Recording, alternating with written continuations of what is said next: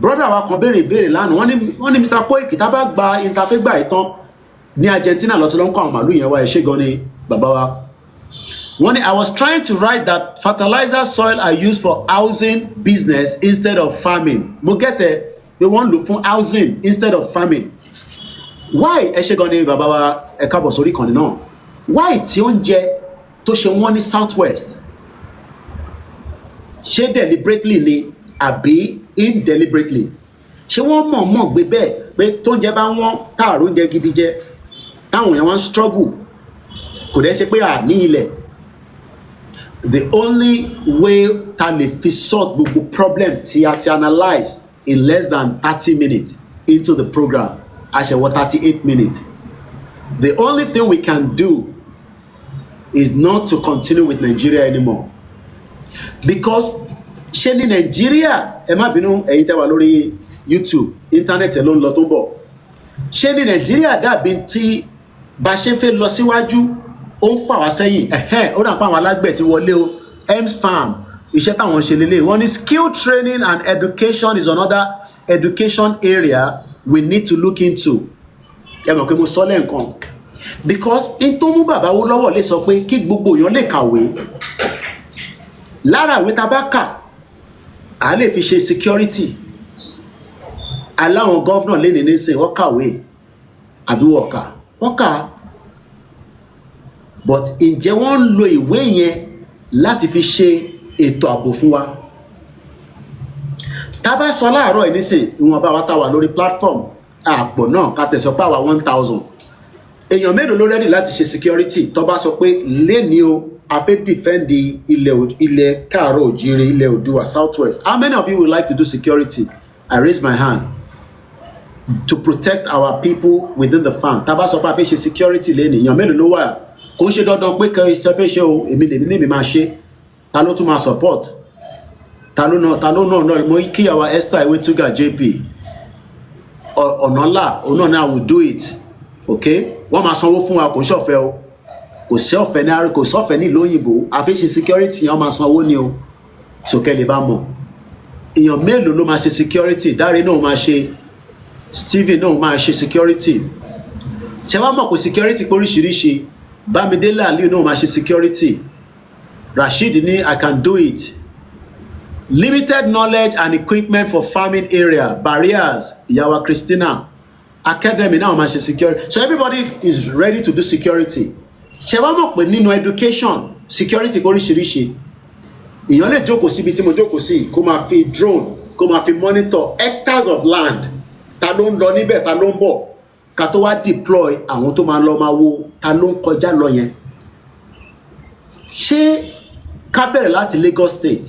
Ṣé Babájídé Sanwó-Olú wọ ọmọ ilé tá à ń sọ yìí ni? Ṣé Governor Dàpọ̀ Abíọ́dún wọ ọmọ ilé tá à ń sọ yìí ni? Ṣé Ṣèyí Mákindé engineer ṣé wọ ọmọ ilé tá à ń sọ yìí ni? Ọmọ ilé tá à ń sọ yìí ni? Oyèbánjí ti Èkìtì ṣé wọ ọmọ ilé tá à ń sọ yìí ni? Ondo Ayédátiwa ṣé wọ ọmọ ilé tá à ń sọ yìí ni? Including Kwara and Kogi, even though a mọ̀ pé Britain ṣe jìbìtì gbé Kwara Kogi gbé lọ sí north, wọ́n ní north central àbí north whatever, ilẹ̀ Oòduà ni, ilẹ̀ káàárọ̀ òjíire ni.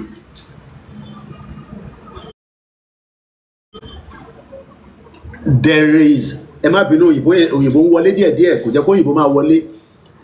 There is an hidden agenda, kò ń ṣe lénìí, hidden agenda láti jẹ́ kí ilẹ̀ tá à ń pè ní ilẹ̀ Oòduà, ilẹ̀ káàárọ̀ òjíire, àwọn ọmọ ìran ọmọ aládé, àwọn ọmọ Odùduwà, àwọn ọmọ Yorùbá. There is an hidden agenda to destroy us. And the only way tó fi lè destroy wa ò ní pé ká má lè gbin nǹkan tó máa lọ sẹ́nu tàdémátà tá máa jèrè.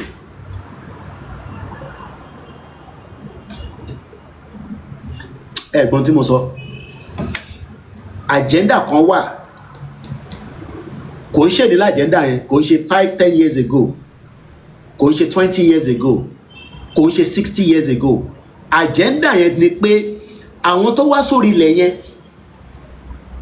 wọ́n rí gbogbo tí ọba tó ní Elédùmarè tó ní wá tó fún wa wọ́n wá lo gbogbo ọ̀nà pátá.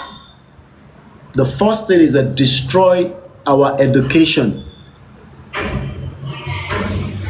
because bá ṣe ń sọ̀rọ̀ nísìn àwa tá kọ̀rọ̀ra wà enlighten díẹ̀díẹ̀ la accept tí mo sọ yìí. Majority àwọn tó wà enlighten tá máa rò pé wọ́n kàwé òun làwọn tí mo dárúkọ o. These are the people operating the Yoruba land on our behalf in the southwest of Nigeria. Our governors, our deputies, our senators, our House of Reps.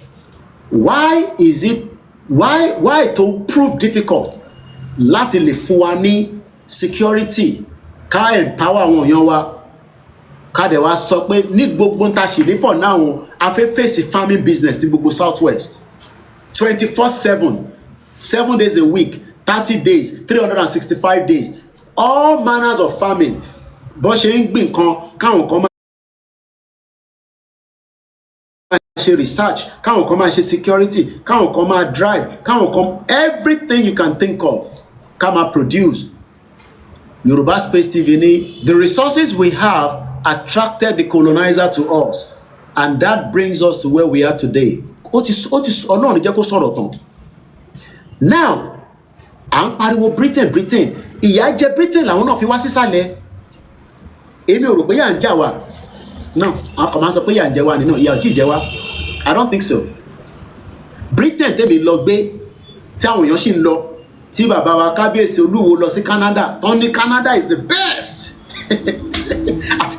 Àṣé kábíyèsí náà ní passport tó yàtọ̀ sí ti Nàìjíríà. Purpose of his traveling was to go and renew his passport for another 10 years. Tó bá dé nísìn, wá criticize Islam, wá criticize ìṣẹ̀ṣe, wá criticize this, but while in Canada he dare not do so. Ṣé mo ti tàbọn? Ó ní ṣe bẹ́ẹ̀. Ibẹ̀ kan mo fẹ́ lò lọ. Mo fẹ́ dúró lórí farming because òun ní ìpìlẹ̀. Òun gangan ní ayé, because ẹni bá rí oúnjẹ jẹ orí àpé láti ṣe oríṣiríṣi nǹkan. Ẹni tó rí oúnjẹ jẹ náà orí ẹ̀ lè má pé o. Ó lè fi ṣe àwọn nǹkan tí kò jẹ́ kó ṣe.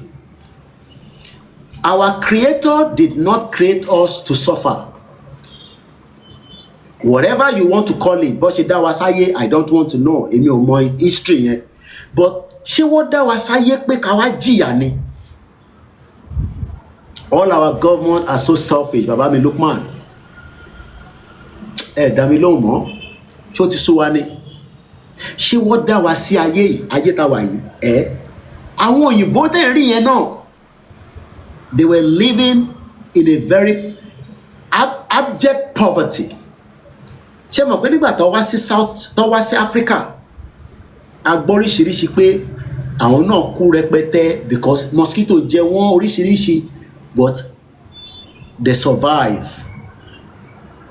Baba mi Rashid ni yes, it is an error by the British colonists to count Kwara and Kogi among Middle Belt region of the state.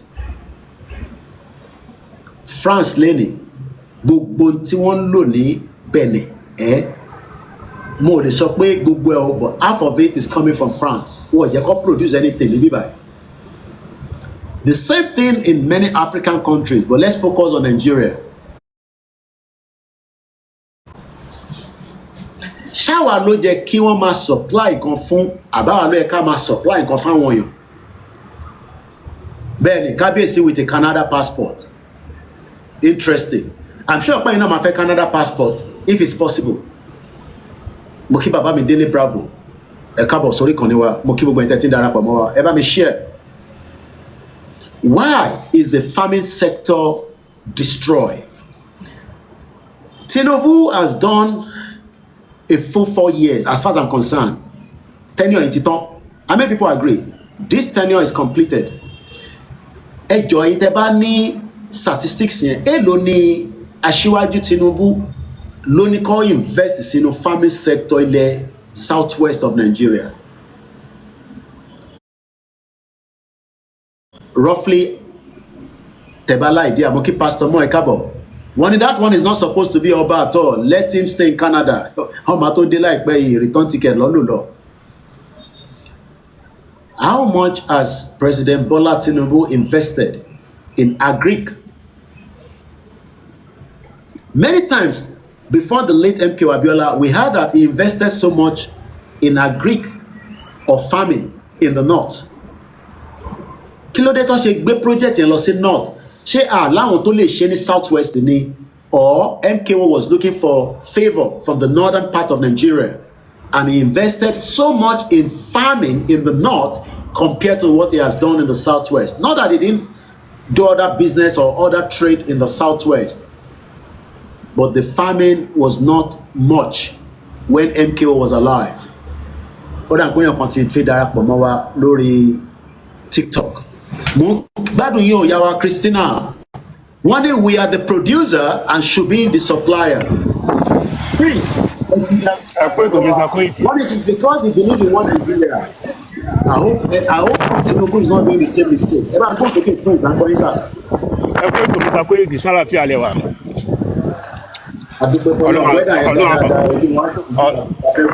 Ọlọ́run àgbàlẹ̀ bàbá fún alágbára Ọlọ́run. Ṣé rí Mr. Koiki? Mistake tí àwọn adarí ilẹ̀ Yorùbá ti ṣe látẹ̀yìn, òun ló fà wá sẹ́yìn. Ẹ má parọ́ fún yín.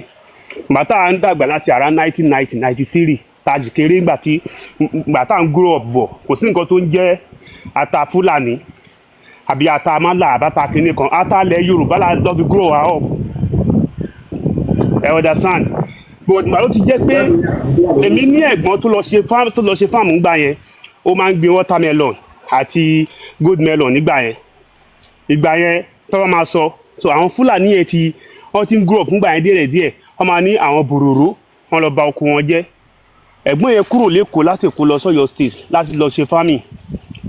Kò rí nǹkan kan mú padà bọ̀ torí pé àwọn màálù bà gbogbo ẹ̀ jẹ́ ni. Wọ́n jẹ́ kó lùsì ni, wọ́n jẹ́ kó ní nǹkan kan mọ́. Ẹ understand?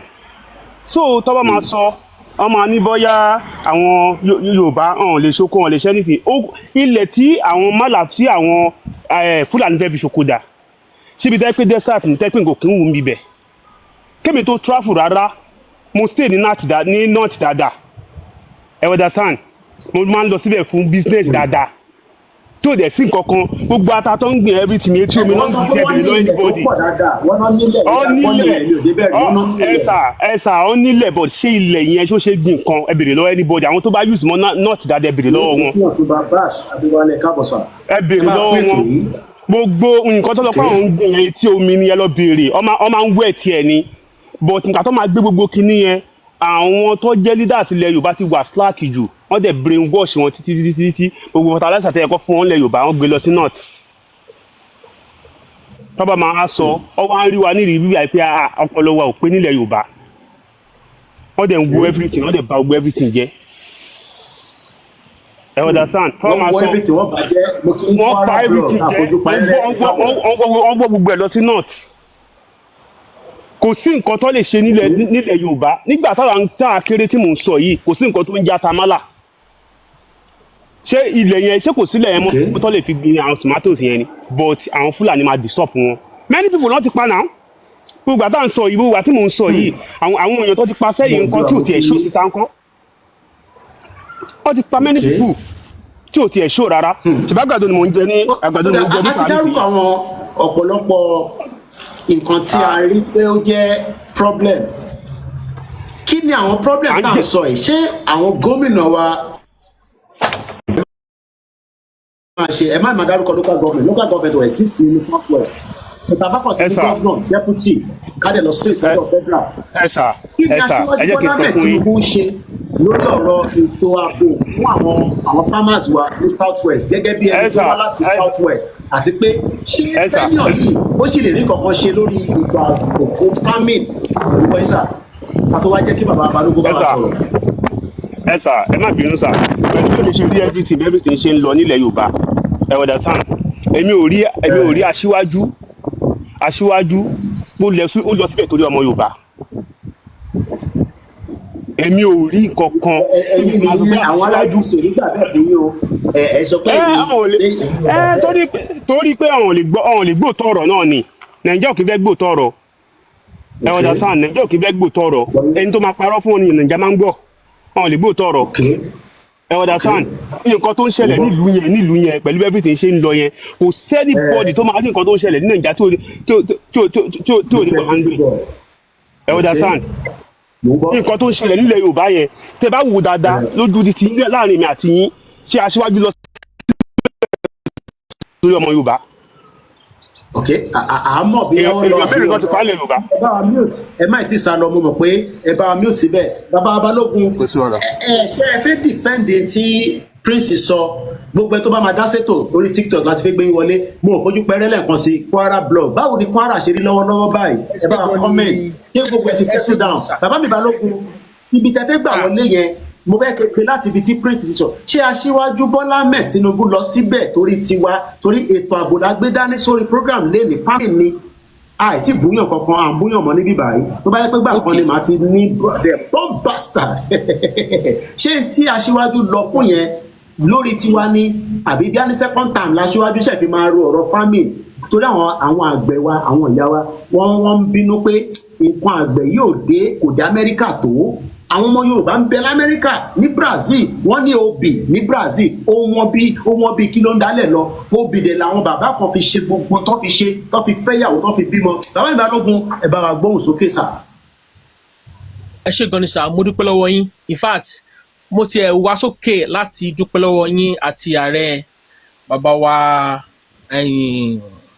wa Sunday Igboho àrí gbogbo bẹ ṣe lọ sí káàkiri ni mo máa wò online náà kí n wá lọ sí ìbéèrè tẹ́ bí mi yẹn ṣe rí Tinubu olóṣèlú ni and a dẹ̀ mọ̀ pé ibi tó wà yẹn kò kí n ṣe fún Yorùbá nìkan ẹ̀yà káàkiri pọ̀ Fúlàní Haúsá Tápà Ìgbò Bìní wọ́n pọ̀ ń bẹ̀ tán sunkún sí lọ́rùn now tẹ́ bá rántí nígbà tí wọ́n ṣe reform nípa tax ẹ̀rí pé rate tí wọ́n gbé sí yẹn ó fẹ́ try láti máa ṣe àwọn kankan but gbogbo ọlá rí bí àwọn nọ́ọ̀tì yẹn àwọn Haúsá Fúlàní bó ṣe dìde tí pé láyé wọ́n bá fà wọ́n bá pò but tí wọ́n bá dẹ̀ fẹ́ ṣe é kọ́ bá ó ṣàgbà fún wọn ó rí ìdíṣẹ́ díẹ̀ fún wọn because ní north wọn ò ṣe kankan wọ́n kàn máa ń dúró gba monthly allocation lọ́ fi ṣe so tó bá fẹ́ gbé ìgbésẹ̀ kan tó lágbára jù àwọn ará north wọ́n máa dà láàmú gan so ibi tẹ́mi rò ní o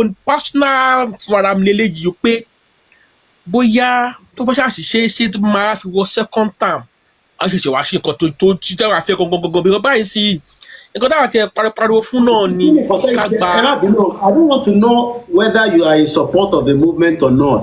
Kí lè rò pé kí wàá ṣe ní second term yẹn. 100% kí lè ṣe fún second term Tinubu. tí kò bá wọlé ta ló tún fẹ́ wọlé. ẹ mọ̀ pé àwọn kan ní olóṣèlú ni bẹ̀ṣẹ̀ sọ ní sìn òǹdọ́gbọ́n kódà àwọn kan tẹ̀ ní kán ló máa fẹ́ kú ọ̀nà bàbá yá dìde dáadáa.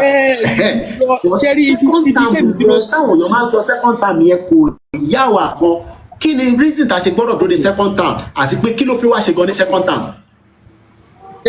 ẹ̀yìn nǹkan tẹ̀mí fi ní kí bóyá tó bá wọ second term yẹn ó lè wá ṣèfẹ́ inú because ìgbà yẹn kò ní àbíṣe kankan mọ́ póun tún fẹ́ contest fún election mọ́ nǹkan tèmi tún fi nìyẹn torí àwọn ẹlòmíì wọ́n bá wà ní first time wọ́n máa fẹ́ máa pẹ́ láti jẹ́ kọ́ ba lè rí vote àwọn aráàbò míì láti lè jẹ́ kó wọlé fún ẹlẹ́ẹ̀kejì tó bá dẹ̀ fi lè wọlé fún ẹlẹ́ẹ̀kejì kò sí bẹ̀rù mọ́ kò politically ẹ̀jẹ̀ kéde ẹ bá mi mute ẹni ẹ̀ ń obstructive so tó bá fi lè wọlé ẹlẹ́ẹ̀kejì ẹ mọ̀ pọ̀ lùsí kan tó gbé wọlé ẹ̀ ń bẹ̀rù nípa àwọn kan olùsí bá. ẹ à ń gbìyànjú kíní ìhàjì ni ẹ má bínú.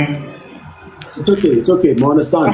ẹ má bá wọn fóònù yẹn bí mo ṣe ń sọ lọ nǹkan tèmi gbà ní now bí mo ṣe ń sọ lọ nǹkan tèmi gbà ní èrò nìyẹn gbogbo bá yẹ kó wọlé lẹ́lẹ́ẹ̀kejì ó lè wá ṣe nǹkan tá a fẹ́ but ìkọ́ tí mo ṣe wá sókè gangan ìgbà tí mo rí àwọn fídíò yẹn tí mo rí báyìí ó bà mí ní jẹ́ púpọ̀ torí Kwara ni mo ti kàwé ìgbà tí mo dẹ̀ wá nílọrin gbà yẹn mo mọ àwọn kọ̀ọ̀kan tó wà ń bẹ̀ àwọn Fúlàní yẹn in fact wọ́n ti take over gbogbo tẹ́ bá rí Yorùbá kan ó máa ní blood Fúlàní ṣáà and nǹkan tí mo tún wá notice bẹ́ẹ̀ nìyí àwọn local government tí wọ́n wà ní under Emir Ìlọrin àwọn ilẹ̀ Yorùbá tó wà bíi Jẹ́bà gbogbo àwọn agbègbè yẹn tó yẹ pé wọ́n ti fún wọn ní láwàní àti ọ̀pá kọ́ máa dé láwàní tí wọ́n gbà tó yẹ pé láyé Yorùbá làwọn tó yẹ pé wọ́n fi bọ̀ torí ìdí yẹn owó tó yẹ kó máa dé àdúgbò wọn dé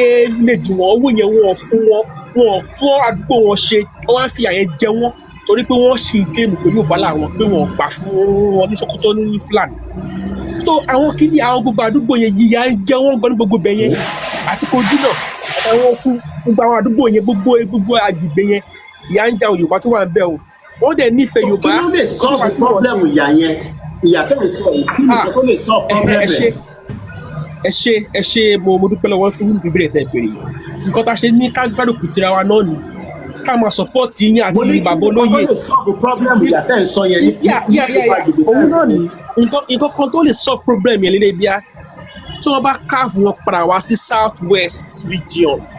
kí ló lè solve problem yẹn ìyà tó lè wá jẹ nǹkan tó lè solve yẹn nìyẹn o.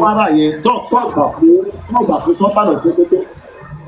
bẹ́ẹ̀ni tó bá lè káàfù wọn padà wá sílẹ̀ sí south western region ìyẹn nìkan ló lè solve problem yẹn Yorùbá tó wà ní Kogi tó wà ní Kwara kọ́ gé wọn padà wá sí south west. ṣó possible pé wọ́n lè káàfù wọn ṣé Tinubu lè káàfù wọn padà wá. ẹ ṣe ó lè ṣe for second term ṣó lè káàfù wọn padà wá sí south west no possible. exactly ṣé rí kíní yẹn campaign báyìí bí mo yẹn sọ̀rọ̀ báyìí sì kò lè ṣe o tó bá wọlé ní second term ló lè ṣe but àwọn aláàbẹ̀rẹ̀ wọn máa bẹ̀rẹ̀ sí ní ṣe campaign wọ́n máa promote kíní yẹn gan wọ́n máa lọ sí rédíò káàkiri lọ sórí TV wọ́n máa náwó nǹkan tó lè fi ṣe nìyẹn wọ́n kàn máa ṣe border realignment or border readjustment kọ́lọ́lọ́ wọ́n máa ṣe nǹkan tá ìṣẹ́kiri náà pariwo fún nìyẹn kí wọ́n kó àwọn sí under Ondo state òyìn ìṣẹ́kiri so àwọn náà they can do the same thing ẹ wo bí Fúlàní ṣe ọlá pé Fúlàní wọn gbà Fúlàní wọn ti ta gbogbo wọn tó ní gbogbo àwọn eré àkọ́kọ́ bẹ̀.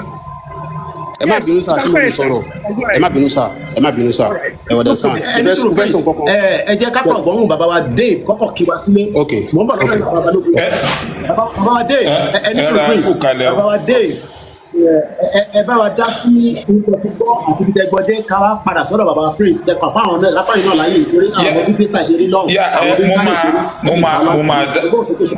mo máa dá sí dáadáa but mo fẹ́ jẹ́ kí because mo yẹn scroll lọ mo kọ come across ìgbà tó ti jẹ́ ọ̀rọ̀ Yorùbá yẹn ó mú mi láti dá sí gidi gan ṣó ti yẹ yín ẹ múùtù mi tó bá máa fi tó nǹkan bíi tẹ́ni bíi méjì bá máa fi sọ̀rọ̀ máa fi mọ background gbogbo nǹkan tẹ́ ẹ̀ ń ájúlè lórí sódà máa lè wà máa lè wà dá sí ṣó ti yẹ yín sà.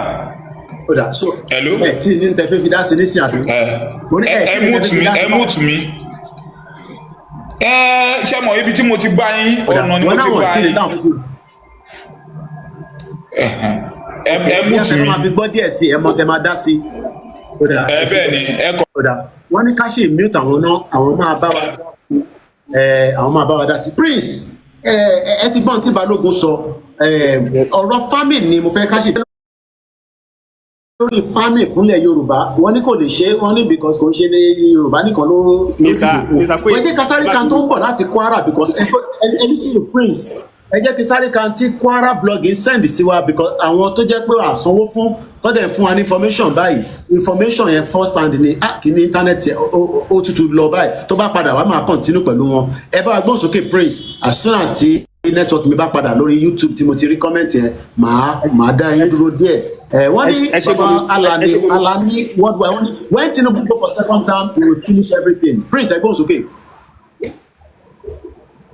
wọ́n sọ àwọn ọ̀rọ̀ kan tí èmi ò lè ever accept reason lélẹ̀ tí mo fi lè accept ẹni ó dìgbà tí Tinubu bá tó lọ sí second time kó tó lè rí tọmọ Yorùbá rò gbogbo wa wà láyé náà àdẹ̀gín sọmọdé ìgbà tí Buhari wà ń bẹ̀ ó focus lórí Fúlàní náà kò sẹ́nìbọ̀ tó fẹ́ lọ àti Nigeria president tí ò ní focus lórí ìran ẹ̀ tó bá yẹ pé lóòótọ́ lọ síbẹ̀ torí ọmọ Yorùbá ó máa focus lórí Yorùbá náà ó ò ní lọ síbẹ̀ kó lọ́pọ̀ lọ́jú president kó máa pa àwọn ẹkọ dẹ̀ dákẹ́ kó máa wò for what kí là ń sọ à ń sọmọdé lẹbi France láwà yìí mo sọ jáde nísìnyí mo lọ ra àgbàdo òòjọ́ tí mo jẹ òun ni mo fi wọlé for the first time tí n bá wá sí Nàìjíríà mi ìṣọ́bẹ̀ mo lè ra àgbàdo òòjọ́ jẹ so make sense àní ìlú ò dáa kò wá òkè ẹ tí mo side wọn you are doing rubbish it's not making any sense ìgbà táwa kéré nàìjíríà ò rí báyẹn ò rí báyẹn ẹ má bag nǹkan tó yẹ kẹ́ bag àtọ́. pèsè ní sùn torí pé network yìí dáná Kwara blog ń sàn kankan níbi ìbà ọ̀rọ̀ yìí ò tún fẹ́ yé mi mọ́ wọ́n ní we are truly grateful that Kwara State is currently peaceful thanks to the effort of the state government ìyẹn gómìnà tibẹ̀ and security agency. The situation is under control. We pray that all other challenges we are facing will be resolved soon. Ṣé Ìlọrin yàtọ̀ sínú Kwara ni because ìgbómìnà yẹn yàtọ̀ Kwara block kí ló ń ṣẹlẹ̀ ní gbogbo axis yẹn yes ibìkan lè wà okay but àwọn news tó ń jáde láwọn ibìkan ní Kwara yẹn ṣe ló dàbí pé wọ́n ní ó ń le èmi kan mo sọ àná lánàá tẹ́ bá lọ wo Sahara Reporter fídíò kan jáde kódà fídíò yẹn ni wọ́n flag down lórí TikTok wa láàárọ̀ yìí pé mo sọ pé wọ́n pààyàn mẹ́ta ní Kwara State maybe Kwara dẹ̀ ti wá calm mo kí bàbá wa Lamidi Mr. Ademola ni they are even guessing maybe Tinubu will favour Yorùbá wọ́n ní wọ́n ń guess ni so kò likely pé Tinubu lè favour gan tó bá di second term. Now let's come back to the reality. What is the reality? The farmers in the southwest won't struggle day in day out in the last 25 years. And I'm not capping Tinubu now, I'm not capping Buhari, I'm saying from 1999 till date. And the reason are there, Kaba Low track record southwest. In mélòó ni a export from the produce tó ń jáde nínú ilẹ̀ Los America, Canada, Europe, Asia, Africa. Yes, àwọn kọ̀ọ̀kan jáde àlèparọ́. But we're talking about the capacity now, the tone of what we should expect. Ṣé bó jẹ́ kó máa grow lọ sí ni? Ṣé ó ń grow sí ni àbó decline in the last 25 years? Ẹni tó wà ní famine ní 1999, ṣé wọ́n ṣì maintain famine yẹn títí dìsín? Àwọn tó join famine ní 5 years after, ṣé wọ́n ṣì ń ṣoko yẹn àbí wọ́n ti exit? Àwọn tó join after 10 years títí di wákàtí. Now that we are saying that we have a Yoruba president, because a Yoruba president indirectly, but it's also working as a Nigeria president. Why is it proving difficult to support the governors, to encourage financial support for the farmers in the southwest, to encourage good road network out of the farm, and the most importantly, to make sure that our farmers can go into the farm and come back out alive, quote and unquote, in the last 3 years, because ìjọba yìí nísìn àti wà ní the third year. It's nísìn. You cannot talk about anything Tinubu is going to do right now. He's going to travel for medical, he's going to go to Japan, Brazil, and tell us everything is fine, but we know that is all lie. Next year will be campaign for election. There is nothing going to happen in 2027. Election is about February. The question now is, for those of us that believe in the exit of Nigeria, what needs to be done now? One Igbomina land is different from Ilorin. Eshegon for the correction. Let's hear from Alan Smith. Alan Smith, no Wale. So these are going to be, when you go and fact check how much he gave to the governor, Baba Fatai, Ajile Yeni, Koiki, you cannot sit here when Tinubu is pumping money to your governor and your governor are pocketing the money. I don't know. She Tinubu fi owó síta. Why then are we having poverty in Yoruba land? Why should we see people that cannot have 3 square meal? Why? Kí ló fà? Mr. David Bati ready. I can hear from you. If not, I go straight to Dr. Alan. Kagbon down of Ibawa so. Okay, Dr. Alan. Hello, Eto Mr. Koiki. Ọlọ́run Ẹlẹ́dùmarè á fún wa ṣe. Ṣé rí gbólóhùn kan tí mo kàn fẹ́ ká mọ̀ ní wípé ṣé rí mi ò oppose Oòduà nation. And bí United Kingdom mò ń gbé ọmọ Yorùbá àtàtà èdè tá à ń sọ ni mo fi quantify o but ọmọ Oòduà ni mí Oòduà nation. Ṣé rí àwọn kan tá à ń sọ ẹ jẹ́ ká jókòó ká ro kíní ìjìnlẹ̀. Nigeria is a sovereign nation. Kò possible kí president kan dédé declare nípa pé kí ẹ̀yà kan máa lọ, ẹni tó máa ṣá ní bullet nípa kan ti wà lẹ́yìn ẹ̀. Kì í ṣe orí Yorùbá nìkan wọ́n ti ń jọba. Ẹ má jẹ́ ká fi ojú ìjọ̀hún wò níbi tí ọba kan ti pàṣẹ wá. Constitution ló ń govern wọn, ló ń govern wa ní Nàìjíríà. And anything tí president bá máa ṣe ó ń láti pass through Senate àti House of Assembly or whatever kìíní kó tó di wípé anything ṣẹlẹ̀. Ẹlẹ́yàmẹ̀yà ló ní Nàìjíríà. Fact kan tí mo fẹ́ ká mọ̀ ni wípé ọmọ Yorùbá àtàtà, ọmọ Oòduà ni President Bola Ahmed Tinubu. I'm not a politician.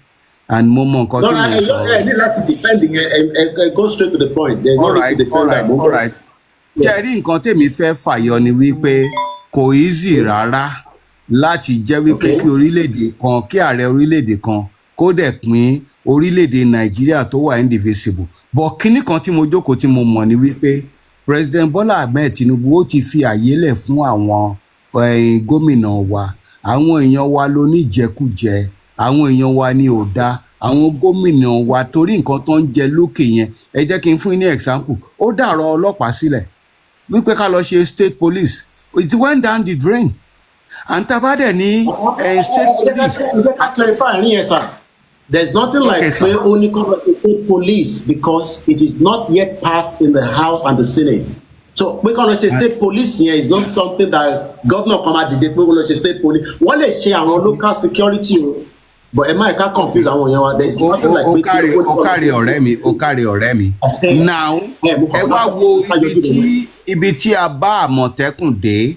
Ǹjẹ́ àwa fúnra wa gan a implement Àmọ̀tẹ́kùn yẹn nípa ọpẹ́lọpẹ́ Akérédolú òun la fi bá débi tá a bá dé yìí. Kí kò tẹ́sí bẹ̀ yẹn, ǹjẹ́ Sanwó-Olú tó jẹ́ bákì ní Tinubu, ǹjẹ́ wọ́n support Àmọ̀tẹ́kùn at the beginning ní Lagos State àti pé kí ló dé tó ń ṣe support ẹ̀?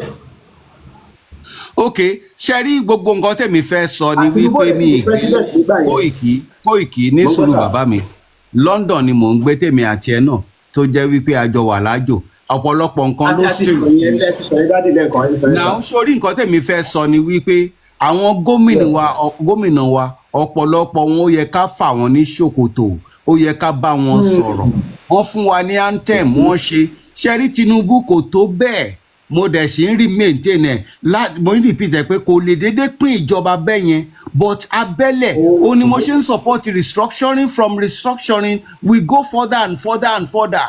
A dẹ̀ máa ṣe òfin tó jẹ́ pé ó máa bá àjòjì wí gẹ́gẹ́ báwọn ṣe ṣòfin tó bá ṣèríà wí. Ẹni tí ó bá jẹ ẹlẹ́dẹ̀ lọ́dọ̀ tiwọn àwa náà ṣòfin ni ẹni tó bá kó ẹran jẹ oko nǹkan tá a máa ṣe nìyẹn but ibi restructuring yẹn láti padà. Let him move. Okay, now raise our point kan pé kò easy láti jẹ́ kí ìjọba kan tó dé pé kó accept pé ká break away is a good fact but ìjọba ní right láti engage àwọn tó ń béèrè fún ìbéèrè yẹn. Okay, ẹ wá mọ nǹkan tèmi rí. Even if he doesn't agree ṣé ó ní right láti engage wọn pé ẹ jókòó pẹ̀lú Biafra kí lẹ fẹ́ kó dẹ̀ máa tì wá síwájú pé òun ti gbọ́. Ìyẹn àkọ́kọ́ ṣó ní right láti jókòó pẹ̀lú Yorùbá àtàwùsá because kò ń ṣe ẹ̀yà kan ló lóun fẹ́ lọ kúrò nínú Nàìjíríà. Ẹ̀yà mẹ́ta ti sọ pé àwọn fẹ́ lọ even mẹ́rin ìjọ but ìjọba Tinubu nísìn ṣó ní right láti jókòó pẹ̀lú wa pé bàbá Akíntóyè òun kọ́ ló máa jókòó ó máa rán kọ́mítì ni ṣó ní right láti ṣe bẹ́ẹ̀ àbí kò ní right? Ṣé ìjọba constitution sọ pé kò lè ṣe bẹ́ẹ̀ àbí lè ṣe bẹ́ẹ̀? Koiki ó máa wà sectional. Ọgbọ́nlàgbà fi ń sá fún màálù. He's not the president of Oòduà nation. He's the president of Nigeria. Mo ń ṣe báwa nìkan ni mo sọ nísìnyí. Mo ti dárúkọ gbogbo àwa márààrún. Ẹgbẹ́ mo ò fi ṣe tàwa nìkan mọ́ báyìí. Ìyẹn mo ṣe ní Igbo, Yorùbá, Hausa, ìjọ mẹ́rin. I mentioned 4. I am not speaking now for Yoruba now. I'm speaking for gbogbo àwa mẹ́rẹ̀ẹ̀rin yẹn. Kọ́tò gbogbo àsínú conference room. Ká dẹ̀ deliberate. Ó dẹ̀ sọ pé that in another 6 months we will talk about it. You know, is it something that the president can do? I want to tell you this, my brother. Out of all these sections, these regions you are talking about, àbí ní this tí Abacha pín fún wa tó jẹ́ mẹ́fà èèyàn mélòó Koiki ní sùúrù sà ní sùúrù èèyàn section mélòó àwa àti Igbo nìkan là agitate àwọn mẹ́rin tó kù wọ́n agitate àwa ní agitation. Ijo is also agitating, but let's leave it as even two, even if it's the two. Can the president when majority carries the vote for the president to have a listening here, it will go through the Senate. President kò ní right láti jókòó ti section kan, but kì í ṣe ọmọ àlè ń gbọ́ gbogbo tá à ń sọ. And I want to tell you something. Ìwọ náà wà Nàìjíríà mò ń wo fídíò ẹ̀ dáadáa pẹ̀lú olóyè Sunday Igboho. Kò sẹ́ni tó harass ibi tí bàbá go slow. Well, I mean, at the end of the day, Buhari did not harass us as well until an attack came in July 4th. Nítorí pé Fúlàní tí olóyè lọ lé ní Ìgàngán. So Tinubu doesn't have the right to be chasing us up and down because in time she crime, and I'm sure pé mọ̀ yẹn. So I don't have to be running out of Nigeria because so ìyẹn ò ṣe tá a máa mú wá nígbà. Ní tí mo ṣe béèrè tí mo fẹ́ padà sí lórí because mo rí pé gbogbo àjọ wà landed. Nobody's not against restructure. What's your question but I'm now? still going back to the self-determination. Tagbedani. There's a campaign that has been going on before Baba Akintoye. I'm very sure everybody is aware of that. When she Baba Akintoye ló bẹ̀rẹ̀, I'm a Nigeria. But the fact is that Tinubu, just like Buhari, has not responded to a letter, and then suddenly say pé kò lè respond. Now, Tinubu Oba respond to that letter as an example. Mo fẹ́ bi yín ní kankan by 2035. Yes, lórí ètò lánàá, mo fẹ́ bi yín bí ẹ̀dẹ̀ wá padà gbọ́ àbẹ́ gbọ́. Níbo ni expectation ni pé ilẹ̀ Oòduà, ilẹ̀ Káàárọ̀ Oòjíire by 2035, 10 years from now, níbo ló yẹ kó wà? Where should we expect it to be? In a regional or a full autonomous independent country?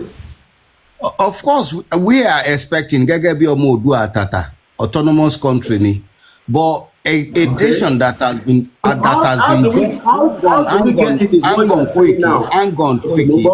Koiki. A marriage solidified for 100 years will take a little bit of time to dissolve. I have to be frank with you, and that is that dissolvement. That dissolvement. Mo like point they bring here because the marriage was solidified for 100 years. More than. And it will also take some time to dissolve it. How much time do we have? Can Tinubu do it within that 4 years? That's only saying if he returns back, because if he does not do it in the next 4 years, Emi Ati will be in danger. I'm sure you are aware of that. Koiki, I want to tell you something. Koiki, I want to tell you something. All right. Do you know? Mo fẹ́ dá ẹ lóhùn. Tinubu is a politician, and most of them wọ́n gbé politics yẹn ju ọkàn ju ìran wọn lọ. Hopefully, pẹ̀lú gbogbo ohun tó ti ṣe nígbà ọ̀rọ̀ June 12 tó ti di wípé wọ́n fara wọn lẹ́pọ̀n wọn ṣe. I'm looking towards the second time. But àwọn tá a bá yàn sípò tó bá ń jù sí wọn jàn fẹ́ hàn. Tinubu a lè claim pé kò gbọ́ gbogbo nǹkan tí ẹ̀ ń ṣe pàápàá ìwọ Koiki, you are the media director of olóyè. Ní kò gbọ́ tí tẹ́yọ̀ tán ní bá ti gbọ́ ọ ní òrìṣà kábíyèsí Tinubu náà máa ti gbọ́. Okay, kó mẹ́jẹ pé mi nìkan ni mò ń tákù tẹ́ ń bá mi sọ èdè ti bí ní àwọn kankan bọ̀ mo tí wà satisfied. Ẹ jẹ́ kí n padà sọ́dọ̀ bàbá wa Prince. Àwọn èèyàn ti ń dá sí nǹkan tẹ́ ń sọ. Wọ́n ní bàbá please answer the question. Àwọn èèyàn ní ẹ̀ dáhùn question ní media mode. Give the question ẹ jẹ́ kí n dáhùn one time because I'm at work. Okay, ká lè tètè gbọ́ yín torí mo fẹ́ mọ̀ pé n tó mọ́ wọlé gangan nìyẹn. The question is 4 years can Tinubu deliver what these people ẹ̀yin tẹ́ ń béèrè this restructure should lè ṣe in the next 4 years of his government? He can, and I believe he will. Okay. So you are very sure of that? I'm very, very sure. Ṣòro ló lóṣèlú ni ó fẹ́ ṣọdún mẹ́rin tó kù. Kò sẹ́ni tó fẹ́ tọwọ́ bọ ọlá tí ò ní fẹ́ ṣe. But torí àìyànnu yín, pàápàá ìwọ àti olóyè, ṣé ó ti yé yín? Because ẹ̀yin ọ̀dọ́ tẹ̀ ń ṣe nì. Nípa ìyànnu yín, Ọlọ́run ní jẹ́ kẹ́ ẹ rí wàhálà. Ẹ̀ẹ́dẹ̀ ní rí ìjọba DSS. Mo believe pé with persistency, he will do it before he leaves there. because ilé làbọ̀ Okay, sí mi maybe ò somebody thank you. ẹ ṣe lè gba bí a question méjì látàwọn tó wà lórí platform kẹ́ tó lọ sà. I don't mind. Mo mọ̀ kẹ́lẹ́ ọ̀dà Prince ẹ ní opportunity láti béèrè lọ́wọ́ Dr. Allen. Like I said, we have intellectual now. Bí a torí mo gúnyàn mọ́ ni àwọn èèyàn tí ń wọlé dáadáa sí. Prince ẹ bá wa bí ìbéèrè kan péré bẹ́ẹ̀ méjì náà ni lọ́wọ́ dókítà torí dókítà wà lẹ́nu iṣẹ́ kí ọmọdé lọ ṣe oògùn fáwọn èèyàn mú ẹ bá sáré bí wọ́n ní question káwá lọ sọ́dọ̀ Mr. Balogun. ẹ ṣe gan Mr. Koiki ẹ ṣe gan ẹ ra dókítà yes sir. tálàáfíà lẹ wà o. àlàáfíà ni. nǹkan tèmi rí nípa ọ̀rọ̀ tẹ́ sọ tèmi kò fẹ́ béèrè lọ́wọ́ yín ni pé báwo lẹ̀yin ṣe àṣùọ̀ báwo lẹ ṣe lè àṣùọ̀ wa pé nǹkan tẹ́ sọ yẹn pé ẹ believe kó lè ṣe nǹkan báyìí bóyá kó máa ṣe. ẹ̀ṣẹ̀ iṣẹ́ rí tá a bá ń sọ̀rọ̀ nípa olóṣèlú ẹ jẹ́ ká wo rẹ́kọ̀dù wọn.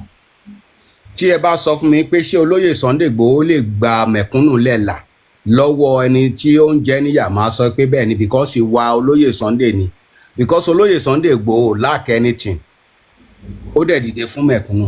bẹ́ẹ̀ náà ni Bọ́lá Ahmed Tinubu a wo rẹ́kọ̀dù wọn èmi tí mò ń sọ̀rọ̀ yìí I'm in my late 60 mo dẹ̀ rí àwọn nǹkan tó ṣẹlẹ̀ nígbà tí nàdẹ́kò àwọn èèyàn wọ̀nyí wọ́n lè gbẹ̀gún jẹ wọ́n lè jẹ́ but ẹni sùúrù sà ẹ má bínú sà ẹni sùúrù bàbá mi ẹni sùúrù bàbá mi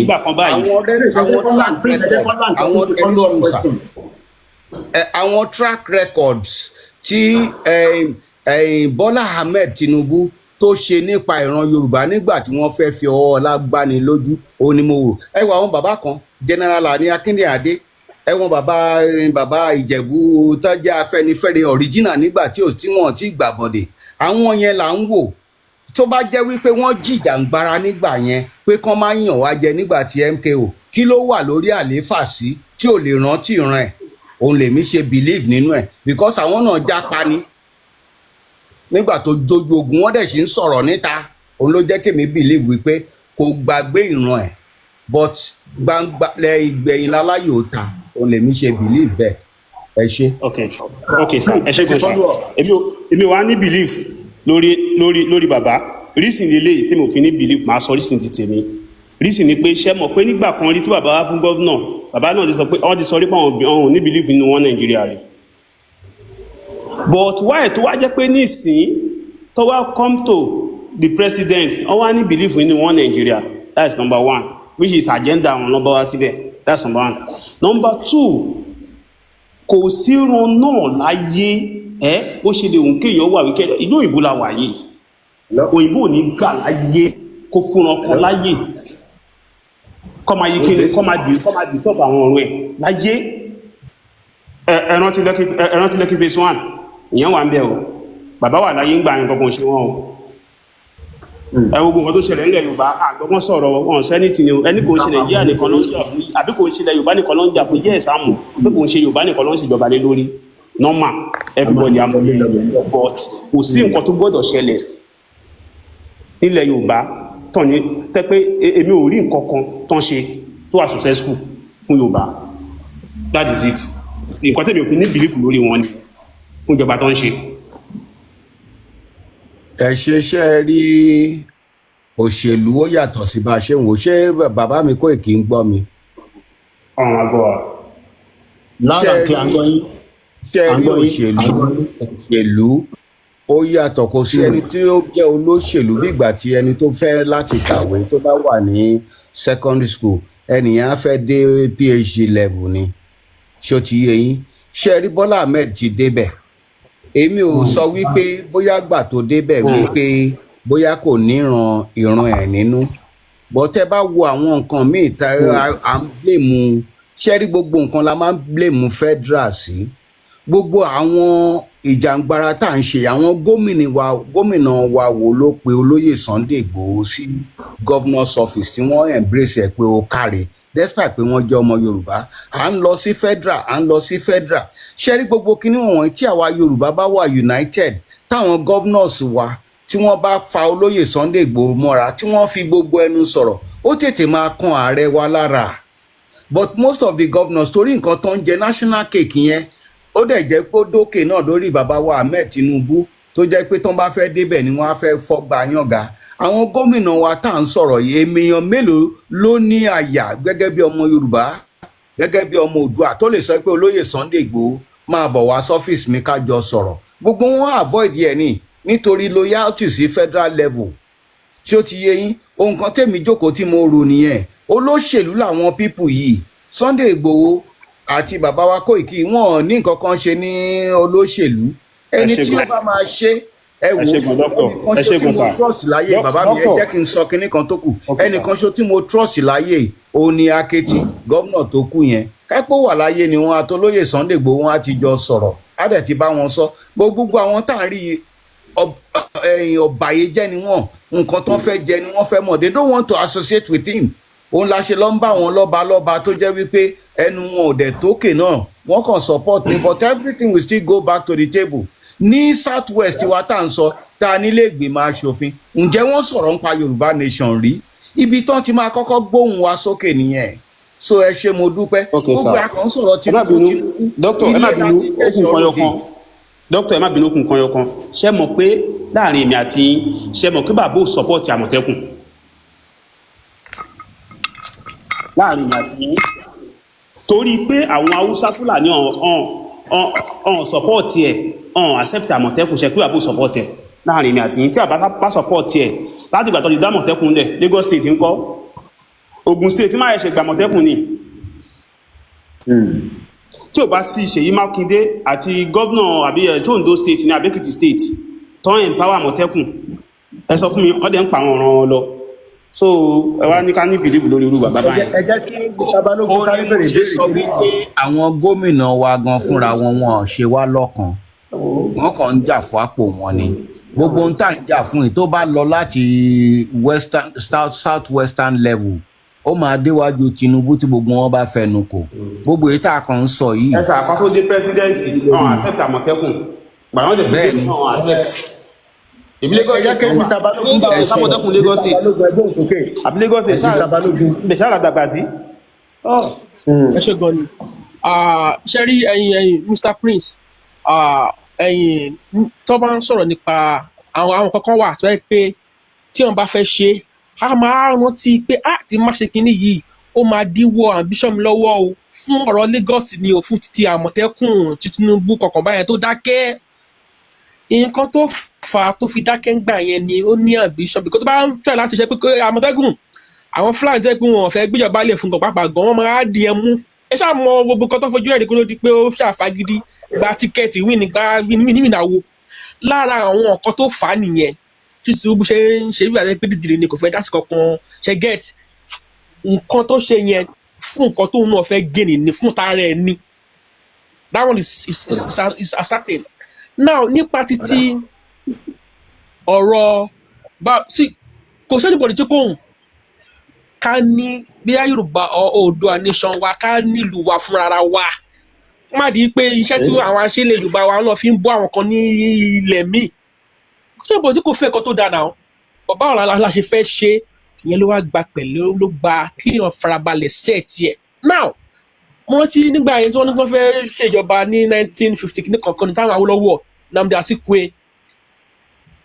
tó fẹ́ kọ constitution fún Nàìjíríà gbà yẹn Awólọ́wọ̀ ó ń dúró ní dúró pé ẹ fi orúkọ kílọ̀sì yìí sí náà ẹ̀yìn kí ni Koiki ń ṣe gan Koiki ni mo ní kí ló ń ṣe. mo wọlé ní ṣẹ́yìn náà mọ bó ṣe lọ tó tutù bá dé tẹ́ mọ tẹ́ máa ṣe. jáde kí wọ́n fi referendum clause sínú constitution. àbẹ́ máa gún ayé lábẹ́rẹ́ ni. tó ṣe ń gbọ́ sáà Awólọ́wọ̀ ń jàgbá yẹn pé kí wọ́n fi referendum sínú constitution gbà yẹn. gbogbo ìyẹn padà ni. ó dà mò ń gbọ́ yín o. ìgbà yẹn bí mo yé sọ yẹn ṣé ń gbọ́ mi Awólọ́wọ̀ ń jàgbá yẹn pé kí wọ́n fi referendum sínú constitution ni pé because of course anybody lè ní right láti ní pé wọ́n ṣe mọ́ kó dẹ̀ dá dúró bó àwọn síkì ni wọ́n lọ́ọ́ papọ̀ pọ̀ mọ́ àwọn north tí wọ́n yọ kíní yẹn so báyìí sí o ti wá di ogún tó ti di wàhálà bá ṣe fẹ́ ṣe é sì ni bí a ká bá àwọn tó fẹ́ wọlé àwọn tó wà ní house of assembly kó bá wọn sọ̀rọ̀ kí wọ́n ṣe bíìlì kí wọ́n fi clause yẹn padà sínú constitution padà ìyẹn ló máa lè easy fún wa láti kúrò nínú Nigerian forceful marriage. Okay, doctor, mo fẹ́ bi ní ìbéèrè kan. Go ahead. Nobody knows what can happen in 2027. Tí Tinubu bá lose election 2027, kí ló máa ṣẹlẹ̀? Koiki, ṣé orí jẹ́ kí n sọ fact kan fún ẹ, ọ̀nà méjìlá lè fi kúrò ní Nàìjíríà. Ọ̀nà méjìlá lè fi kúrò Nàìjíríà. Ìsáìdà ká fi agídí ṣe. Àwọn ọ̀dẹ̀ fẹ́ fagídí ṣe. Kí gbogbo ẹ̀dínwó ẹ máa gbọ́ ẹni sùúrù. Àfẹ́ tàjẹ̀ sílẹ̀. Tẹ́ ẹ bá fẹ́ jàjẹ̀ sílẹ̀, ẹ jẹ́ ká jà fún regional wa yẹn àwa lè ṣòfin bó ṣe wà níjọ́ òun. A lè palẹ̀ ara wa. A lè ṣòfin. Mo ní tí Tinubu bá lose election 2027, kí ló máa ṣẹlẹ̀? And I put it to you, tó bá lose, how do we go about it with your own suggestion? Is it not possible now to stop it? What I think campaign is saying. How do we stop it, Koiki? How do we stop it? Hold on, Motiso. A letter was sent to Tinubu. I'm sure we will send copies. And he refused to acknowledge it. And he refused to acknowledge that letter. The letter has details how to dissolve the union. The letter has detail how to dissolve this union. It needs to get in touch with the UK, the United Nations, which are the two priorities. Anyway, we will go through the parliament. We will go through the House of Assembly. You can't. If he goes, but he has not even done that. Parliament. But he has not even done that right now. He has not done that. So if eventually he lose the election, then that means in ten ibere fún kò ní wá sáyé. In ta wa bere fún Koiki, ẹ mọ̀ mistake tá ń ṣe. I believe we pay United Kingdom konoma tuwaka. It's a sovereign nation. Àwa la sọ pé àjọṣe mọ́ kí lẹ ń sọ̀rọ̀ nípa UK sí. Nobody has ever said the UK would dissolve Nigeria. Nobody, and ever gbọ́lẹ́nu. I have said that the UK was involved in the creating of Nigeria. They can still be there in the dissolution, because when the UK, when a letter was sent to the UK, they will never do that because they are benefiting in a united Nigeria. They will never do that. Program doctor, I have said that it is like Tinubu is going to put every one of us in danger. At any time, so very structure at law. It's better we resolve it now before it gets to 2027, because nobody knows, quote and unquote. We know, I know the Tinubu can rig himself back. With the best of my knowledge, Koiki, Professor Koiki, with the best of my knowledge, Parliament in the UK. Okay. Yes. If Tinubu, I am giving back the. Okay, sorry about that. What I'm saying is that we have two things on the table right now. The option for Tinubu to dialogue, any through Senate at the House. Why is he not putting that to the Senate? Are we united as a Yoruba nation or Odua nation? Are we united? Are your governors with you? Are these things, hang on. Are these things being passed to your local House of Assembly? Has it been resolved in House of Assembly, Governors Forum? Have they discussed it? Have they discussed it in your Governors Forum? Have they have they discussed this in your Governors Forum? Has it passed through your local House of Assemblies? It's never gone through that. It is then how can we go about it? But you want to get through the federal level. Tinubu cannot dictate to the House of Assembly. He can't just pass any bill. It has to come from somewhere. Where are your governors? Are we united? Where are your local House of Assemblies? Have they gone through it to unanimously agreed that, our Yoruba fair law? From there, a combined letter will go through to Tinubu. This is a Southwest Forum. Kí your governor on Southwest Forum see? Lẹ́ni kankan jókòó kan máa jó kan máa tẹ́ red carpet. They are not talking about anything Yorubas. One can say represent the state wọn. Eléyìí ni governor Ogun State. He's just a clueless guy. Ó dẹ̀ ń dùn mí. Ẹ má ká bú wọn ká fi wọ́n sílẹ̀. Kọ́ má bà ní ilẹ̀ wá sí ìbàdí ká fún wọn. Bó ṣe rí àwọn steps that should lè take wá. We can't just go through the steps. The state is needed to be involved in this dissolution as well. Of course. Okay, but the state have already been involved by director of the movement, Iye Babakitoye, but the state is also not responding. That is it. We hold them responsible. So what is going to end up, what I'm saying is going to end up is that we will have, I pray not, but there will be a crisis in Yoruba land if we are not careful. Because those of us that want a full exit now and nobody's listening because the governors are not listening, bẹ́ẹ̀ ṣe sọ ní sìkà tẹ̀sí fi federal sílẹ̀ àwọn governors ṣe bí gbàtọ́ ọ̀gbọ́ wọ́n fi sentiment in táwọn fẹ́ jẹ in putting 60 million of us in danger. God bless you, my Now, brother. some of them want to be involved, but what? They were involved because President Bola Tinubu is part of them. We know that. Maybe not all of them. Even Seyi Makinde They want to be loyal to him. So, they want to be loyal to him, which is not, there's not a problem in that. But my problem now is, if come 2027, Tinubu forced himself back, and wàhálà bẹ̀rẹ̀ láti north, pé àwọn disagree pẹ̀lú election yẹn, and we know what they can do. A máa jẹ sọ́nà báyà ni. Wọ́n máa ṣe kí ni? A máa jẹ sọ́nà báyà wa Yorùbá kó tún tó kàn wá. Ó máa tó This is where we are worried. This is my worried. I think I line there, listen. This is my worried now because the one that we did in 20 ìgbà ní Tinubu wọlé náà ta sọ fáwọn èèyàn kan máa dìbò wọ́n ní Koiki ìbára lè ṣe máa sọ pé káwọn èèyàn máa lọ dìbò fún Tinubu ṣọmọ Yorùbá lẹ́yìn ṣá kò dábẹ́ nǹkan kan. We were attacked continuously.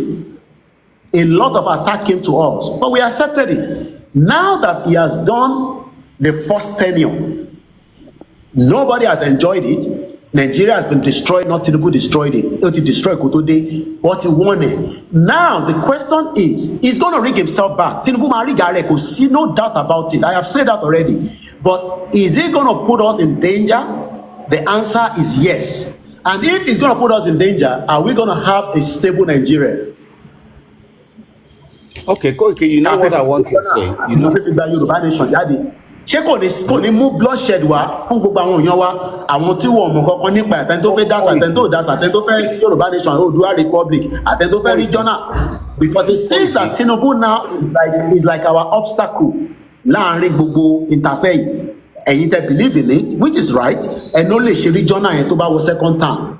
That is if, because nobody guarantee that second term. A kàn sọ ni, but the name of àríga rẹ̀ wọlé ẹni tó bá wà ní power láti ríga rẹ̀ wọlé. But ṣáwọn àwọn òkè ọya lọ kò tẹ̀ ṣe lè tán ní Buhari ti kú ní ìsìtẹ́ pé gbogbo wọn tá tẹ̀sán pọ́ bá fẹ́ align pẹ̀lú Buhari tó wọ́n fẹ́ tijú Buhari ti lọ nísìn. So now we are more like open to problems. Gbogbo àlàngbọ̀n tẹ́rù fà ń sọ pé election 2027 will not be like the one tó ṣe tẹ́lẹ̀. This is where the problem is. And let me take us back to East Timor.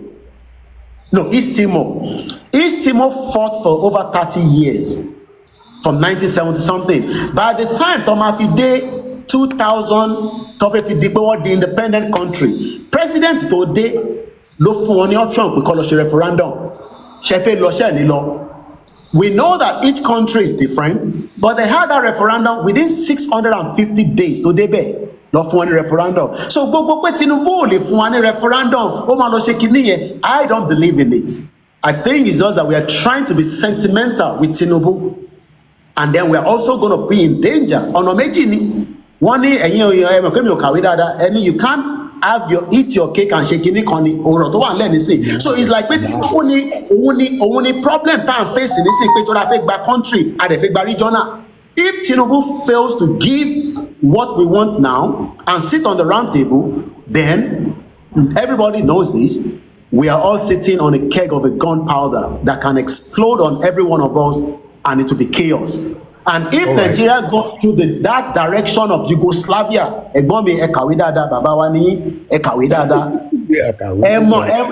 Now, if Nigeria goes through that same pain of Yugoslavia, Tinubu will be held accountable. Bó bá sá lọ anywhere, a máa lè mú.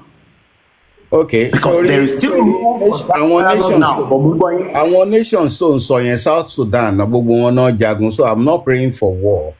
But sórí kinní kan tí mo fẹ́ tún advice fún yín gẹ́gẹ́ bí ìwọ tó jẹ́ spokesperson àwa mẹ̀kúnnù báyìí. Koiki ẹ ti lọ sọ́dọ̀ àwọn lọ́balọ́ba wọ́n láwọn gbọ́ wọ́n láwọn gbọ́. Ẹ try kẹ́ gbìyànjú láti dọ́dọ̀ àwọn gómìnà ẹ try láti dọ́dọ̀ àwọn yes àwọn yẹn ó tún ṣe ṣe ó mọ reason tí mo ṣe sọ síbẹ̀ láì jẹ́ pa tá a bá sọ pé a ní kí ni restructuring àbí regional táwùsá bá níbẹ̀ wọ́n á dàrú. àṣẹwà lórí the same page. ebi constitution ni bọ́ sórí nǹkan tèmi ń try láti sọ ni wípé kó tó di wípé Tinubu parí ẹ try kẹ embrace àwọn gómìnà wa ló ń da kínní ìrú torí loyalty sí national cake àwọn ọba wa ẹ̀ ń lọ síbẹ̀ lóòótọ́ but àwọn ọba wa ò rí nǹkan kan sọ ẹ jókòó kẹ́ ẹ ṣe fẹ́ mọ bẹ́ẹ̀ ṣe fẹ́ it could be governors forum ẹ ní ẹnìkan tẹ́ máa lọ rí tó jẹ́ pé ó máa allow yín láti bá wọn sọ̀rọ̀ from there state assemblies wọ́n máa dá sí àwọn nǹkan ọ̀nà tá a lè gbà ní sórí tán bá wá fún wa ní regional tán bá láwọn ò ṣe mọ́ àwa máa takú nípa àlọ́ mọ́ but ṣe rí lọ́balọ́ba mo agree but ṣe rí àwọn ọba wa wọ́n ti relegate wọn Koiki wọ́n ti relegate wọn they are paid under local government àwọn tó jẹ́ first class ní gómìnà ń sanwó fún àwọn yẹn mo believe ní kábíyèsí o but nǹkan tó ti ṣe wọ́n olóṣèlú ti ó ti relegate wọn but ẹ jẹ́ ká rápálá Koiki Koiki ẹ jẹ́ ká rápálá wọ governors forum ká dẹ̀ bá wọn sọ̀rọ̀ so ti yé that's the way forward àwọn people yìí gangan náà jẹ́ ká rọ́nà lọ because sórí southwestern governors yẹn tó ń bá sọ̀rọ̀ Tinubu máa listen sí wọn ibẹ̀ yẹn dára ti máa lọ suggest referendum bó ṣoṣù mẹ́fà ni wọ́n ṣe máa jókòó a ti ṣe referendum ní Nàìjíríà rí náà bó dẹ̀ ṣe wípé kínní ni on behalf of southwestern governors and southwestern people ká submit nǹkan sínú House of Assembly national tá a bá fi síbẹ̀ Igbo àmútiẹ̀ wá àwọn tó fẹ́ lọ náà wà àwọn Haúsá nìkan ni ò ní gbà and majority will carry the vote àwọn ọmọ ìyá wa wà ní national assembly. Haúsá ni kò ní gbà bí Fúlàní ẹ mọ̀ pé yàtọ̀ wà láàrin àwọn méjèèjì ṣé Fúlàní ni kò ní gbà bí Haúsá because El-Rufai is Fúlàní Ganduje is Fúlàní ni gbogbo wọn gbogbo àgbẹ̀kọ́ la mọ̀ pé wọ́n ti lé Haúsá kúrò bẹ́ẹ̀ mọ́ wọ́sà. Koiki mo kó gbogbo wọn àpọ̀pọ̀ ìdí ni wípé tó bá rí. mo máa wà ní gúrùpù wọn kan tó ń yarí rẹpẹtẹ báwọn kì í ṣe Fúlàní wọn máa ní báyẹn nínú gúrùpù tí mo kàn tó ń sọ wọn ń yarí gan ni o. Koiki ó mọ nǹkan tó jẹ́ kán yarí ni wípé a ti tag àwọn Fúlàní pé àwọn ló ń pààyàn àwọn Haúsá wa fẹ́ yọra wọn but nǹkan tèmi ń fàyọ is the northern part of Nigeria not ni problem wa ní ọ̀dọ̀ wa níbí báyìí mo ní àwọn èèyàn wa tó jẹ́ pé wọ́n ń ṣe mùsùlùmí wọ́n ń ṣe oníṣẹ̀ṣe wọ́n ń ṣe kìrìsìtẹ́nì tá a dẹ̀ jọ ń gbé papọ̀ tí ò dẹ̀ sí nǹkan kan bọ́ sórí níbẹ̀ yẹn àwọn òfin táwọn ń ṣe ó supersede òfin orílẹ̀-èdè wa ó tó bẹ́ẹ̀ kó mú ẹnì kan wọn believe in one system wọn ni àwa láti rò àwọn ti yọra wọn kúrò Islam ń ṣiṣẹ́ lọ́hùn yẹn wọ́n ní òfin tí tàrí àlọ́lù lọ́hùn tó dà question kan tó fẹ́ wá láti Twitter space kíkọ fún ẹni ẹ láyè tó mọ̀ pé bẹ́ẹ̀ ṣe sọ pé kẹ́ má dìgbà Yorùbá freedom ẹ bá gbóhùn sókè kí dókítà bá yín dá sọ̀rọ̀ tó wà ńlẹ̀ ẹ fi bá wọn sọ̀rọ̀ lé lórí yá kíákíá. ẹ kó tó sọ. ètò nìyẹn. wọ́n tí mo kàn fẹ́ pè lọ́wọ́ dókítà ni pé ọ̀rọ̀ tí wọ́n ṣe sọ tán nísìnyí wípé ní north sísẹ́mù táwọn ń lò ó yàtọ̀ so how come as a president and you allow that tí kò dé possible ní ọ̀dọ̀ àwa gádà àwọn Yorùbá tiwa pé àwọn ọba wa náà wọn ò ní àṣẹ lórí wa àmọ́ ní north àwọn ní sísẹ́mù jẹ́ pé ó yàtọ̀ sí orílẹ̀-èdè tó ń wù lásùnwá Nàìjíríà. ṣe gbọ́n kan tó sọ dókítà. mo ti gbọ́ ẹ jẹ́ kí n sọ ṣe rí Tinubu ṣe mistake kan tó bá jẹ́ wípé ààrẹ orílẹ̀-èdè Oòduà ló ṣe ní bọ́tọ̀ ọ̀pọ̀lọpọ̀ wọn ṣe tán bá dé orí àlééfà òun náà máa mọ̀ pé agbára àwọn ò ká nǹkan táwọn bá lọ débẹ̀ kó tó di pé Tinubu débẹ̀ ẹ mọ̀ pé wọ́n ti ń ṣe sẹ̀ríà nílẹ̀ Haúsá tọ́básanjọ́ ò sọ nǹkan kan ní bàbá wa Ọbásanjọ́ gan tán bùlà sẹ́nu tán ń pera wọn ní kinní wọn ò rí nǹkan kan ṣe sí sẹ̀ríà lọ ti wà níbẹ̀ tí wọn ò rí nǹkan ṣe sí ẹni tó débẹ̀ nísìn ó lè lérí lé kápò wọn á ṣe báyìí bọ́tígbà tó bá dé orí tébù ló máa rí i pé kò ṣeé ṣe ẹni ẹ jẹ́ kí n kàn fi kinní kan kún ṣẹ́rí problem Nàìjíríà population dà wá láàmú gẹ́gẹ́ bí adúláwọ̀ á ti pọ̀ jù. Number 2 òfin kan kọ́ la jọ ń lò Number 3, ẹ̀yà kankan ni wá. Tẹ́ bá délé Haúsá nísìnyí, tẹ́ bá fẹ́ lẹ́dẹ̀ panu tán bá múyàn wọn á bẹ lórí ni. Tẹ́ bá sọ̀rọ̀ nípa pé ẹ̀ ń bọ̀rìṣà bẹ́ẹ̀ ń sin Jésù, wọn á bẹ orí èèyàn ní bọ́tọ́dọ́ wá.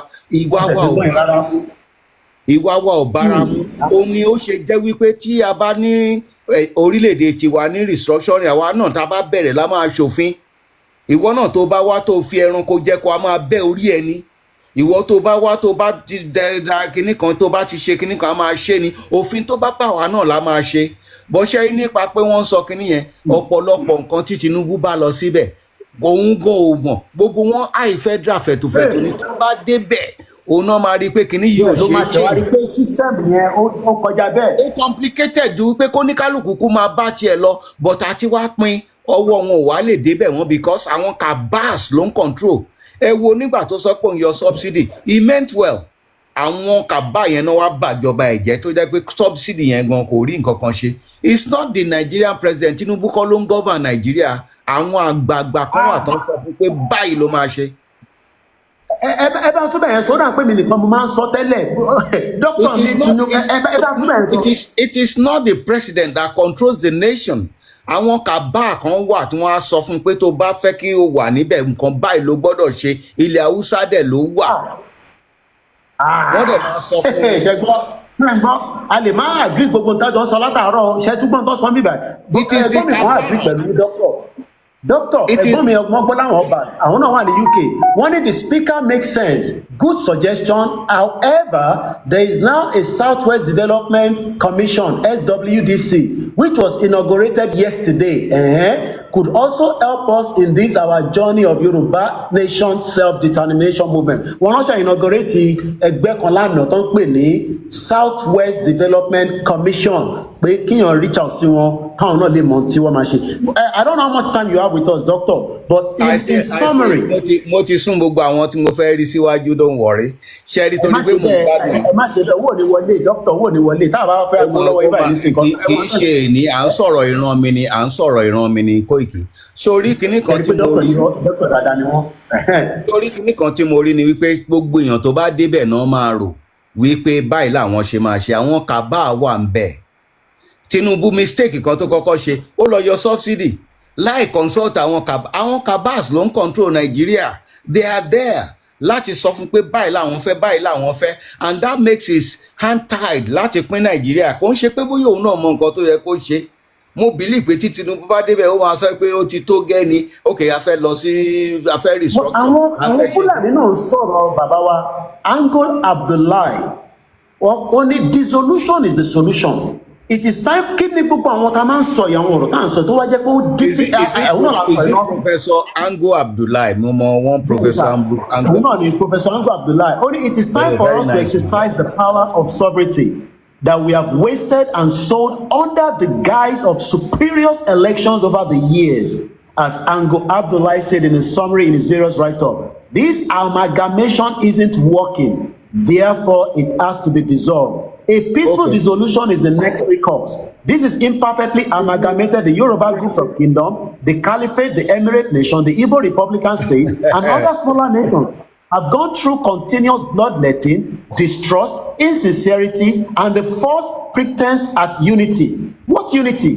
We have all various degrees suffered. Nothing binds us together. No common ancestral origin, language, culture, way of life, dress, food preparation, governance. Before the creation of the amalgamation by the Europeans, the British took hold of the lower reach of River Niger and Benue, and ampler call it Nigeria. The French, likewise, the dry upper reach of the River Niger was called Niger in French. The name Nigeria was first. But my question now is, it seems there is no problem of this dissolution. It's just that there is no loyalty to those that wants to do it from the top. All right, Koiki, you know what happened really? And I want to tell you, part of Tinubu's achievement, we are talking about quota system. And it was a welcome idea because most of the things we get as a national cake comes from the southwestern part of Nigeria. But do you know the Hausa people kicked against it, the northern part of Nigeria, because they are benefiting, they are not producing, they are not getting anything. This country cannot work.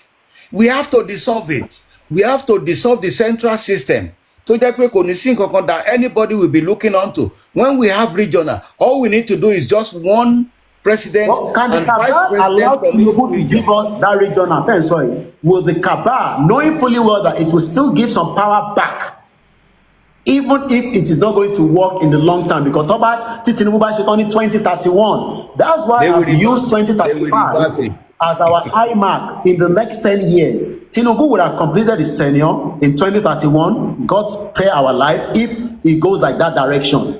We don't know. By the next 4 years, whoever is in power will have dissolved Gbogbo Wahala tí Tinubu bá ṣe, even if it changes to regional, because it will still be Nigeria anymore by then. My problem is, by 2035, 10 years from now, Doctor, you'll be 70 plus, I will be in my 50s plus or 55.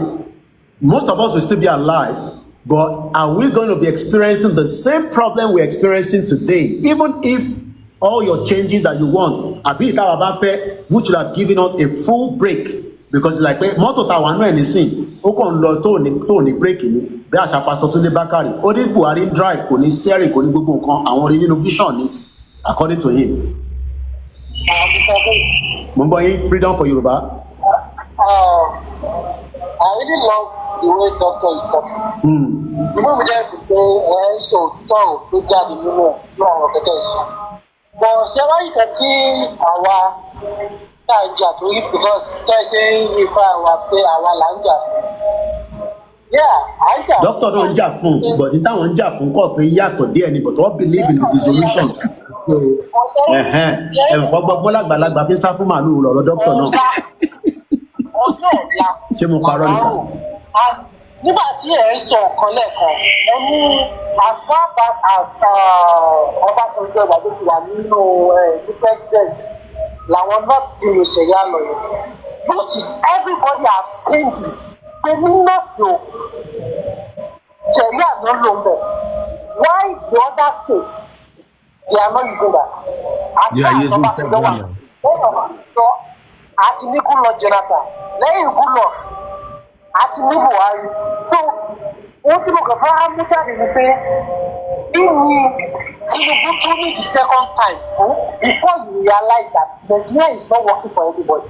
Well, bí a second time yẹn bí òun náà ni doctor ń ṣàlàyé fún wa pé a lè ṣe tó yẹ kó ṣe ní first tenure tó lè rí ṣe.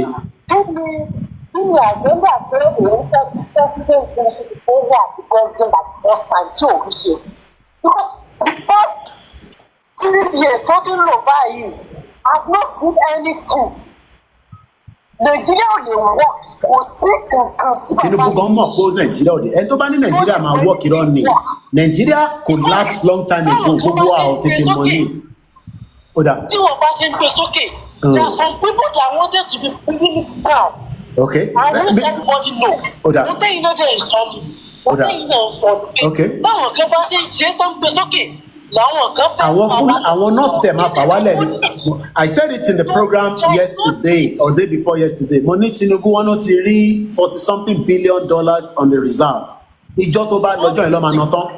Mr. Dave sọ̀rọ̀ látẹ̀kan àmọ́ bí ẹ ṣe wà pẹ̀lú wa. Kò sí kan bàbá Tinubu tó ní the second time fún. What he needs now is to just divide this country, let everybody go peaceful. But Doctor, let's look at it this way. Tinubu can convince some of his loyal in the Senate and bring in, a clause of a referendum. Is it possible within the next 1 year? What is the percentage of what are the percentages of Yoruba there? Àwọn Hausa máa wà lóyà. Those in the southeast. Some southeast yẹn náà ṣé wọ́n ní ṣe tó bá sọ ni. Knowing fully well that the Biafra also agitating that they want to go. So between the senator from the southwest and the southeast, Tinubu can convince them, just like he's doing right now, to bring them on his side going to the election. Ó sọ̀rọ̀ kan tí mo fẹ́ sọ fún ẹ, Tinubu kọ́ ló ń control Nigeria, cabals ń control Nigeria. Ọjọ́ tó bá ṣe ẹsẹ̀ wọ́n máa yanjú ẹ̀ kúrò ń bẹ̀ ni Shettima máa bọ́ sílẹ̀. It's part of them now. ó láti listen sí wọn to be part of them. ẹ máa ń tẹnu wọn kìíní pé Tinubu kọ́ ló wà in control, àwọn kan máa sọ pé Tinubu ló wà in control, èmi dẹ̀ náà ti ń sọ ti pé èmi náà ti wá ń testify. àwọn cabals náà ń sọ nǹkan tó máa ṣe fún kò tó bẹ́ẹ̀, ṣé bọ́mọ Yorùbá ni wọ́n dẹ̀jẹ̀lé lórí ọmọ Oòduà ni, àwọn cabals ló ń sọ nǹkan tó máa ṣe, òun náà débẹ̀ tán lórí pé bu lọ́wọ́, they will tell him what and what to do. Wo kíní kan tí Obama sọ, ó lóun kọ́ lóun control America, there are certain ó ní even yàrá kan wà tóun ò gbọ́dọ̀ wọ̀. It's not the president that controls the nation. Àwọn cabals kan wà tó jẹ́ pé wọ́n máa jókòó náà máa sọ pé báyìí la fẹ́ báyìí la fẹ́ báyìí la fẹ́. Ẹ rò pé Tinubu tó lọ síbẹ̀ òun náà ní intention gidi. Why did they jail Awólọ́wọ̀? Bàbá Awólọ́wọ̀ nígbà tó fẹ́ tó di pé wọ́n kọtí kunkun sí gbogbo ẹ̀ náà parọ́ mọ́ wọn. Gun running and other things wọ́n dẹ̀ fa lọ sẹ́wọ̀n kó tó di pé Gowon dé kó tó yọ bàbá yẹn. If you don't listen to them, they will get you down. So sharing nǹkan tó ṣẹlẹ̀ nísìn tá a bá mọ nǹkan tá a fẹ́ ṣe nísìn, the next tí Tinubu bá kó ń bẹ̀ bó lo 4 years ẹ̀ náà Yorùbá máa sá koloba. In that case we might pay with our blood. But bẹ́ẹ̀ ṣe ń sọ ó dára, but ẹ jẹ́ ká mú àwọn gómìnà wa mọ́ra ká bá wọn. I intensify ẹ ṣe gidi sọ. Mr. Koiki má bínú ẹ sọ̀rọ̀ kan lẹ́ẹ̀kan ẹni ọsọpọ̀ ti ní 41 billion 41 billion with no good ẹni sùúrù sá 41 billion with no good road 41 billion tẹ́bí ń pa àwọn aráàlú. ó ń tọ́jú owó yẹn pa mọ́ bí wọ́n kò bọ̀ ní south west ní tẹ́sí gbàdúrà nìyẹn. Ó ti yé mi kò sí wàhálà sá. Mr. Saga.